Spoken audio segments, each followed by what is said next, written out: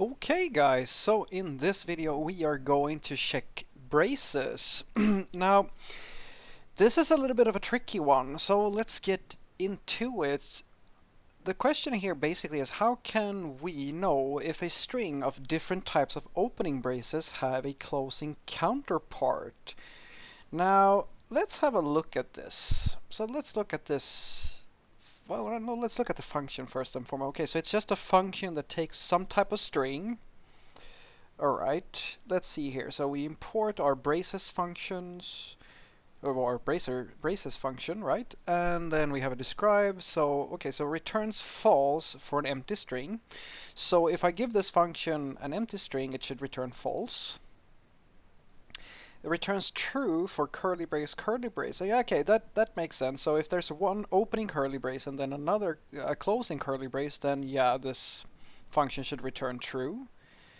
If it returns true for a opening, okay, yeah, so it's the same structure for, okay, so it's for both regular braces, curly braces, and parentheses. Okay, cool. So it returns false for an if the string is only an opening parenthesis. Okay, it's because there's no matching. Okay, so there's no matching closing braces, parentheses. That makes sense. And the same thing goes for brace, a regular brace, and a curly brace. Okay, and returns false for... Alright, so false for any mismatch. Okay, and then we have this case here. So if it's an opening parentheses and a closing just regular brace, then it should also return false because they are not matching each other. Same thing here, there's a mismatch.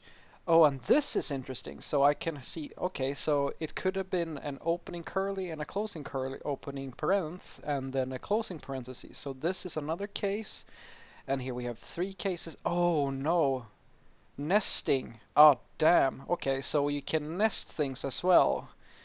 Alright, okay, so it can nest like that. Oh, and this should return false, I see. Okay, yeah, I see why it returns false because there's a opening parentheses, closing parentheses, opening curly brace, closing curly brace, and opening brace, but no closing brace. So, okay, that makes sense. All right, this is a little bit tricky. Let's see how we do.